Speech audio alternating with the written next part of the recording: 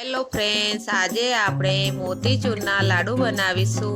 તેના માટે 1 કપ મેં ચણાનો લોટ લીધો છે, અડધો કપ પાણી લીધું છે। પાણીને થોડું થોડું નાખીને તેનો પાતળો ગોળ તૈયાર કરીશું। પછી તેમાં 1 ચપટી જેટલો ખાવાનો સોડા નાખીને ફરીથી તેને બરોબર મિક્સ કરી લઈશું। હવે બુંદી પાડવા માટે આપણે કઢાઈમાં તેલ ગરમ કરવા મૂકીશું।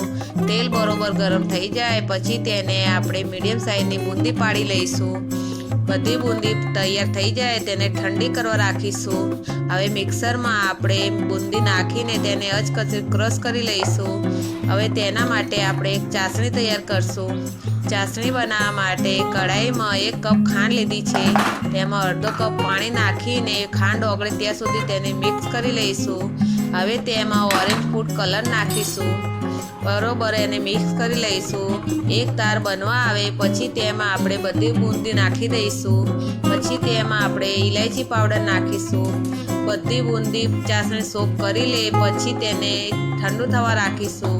ઠંડુ થઈ જાય પછી તેના મીડિયમ સાઈઝના આપણે લાડુ વાળી લઈશું। તો ફ્રેન્ડ્સ, તૈયાર છે આપણા મોતીચૂરના લાડુ।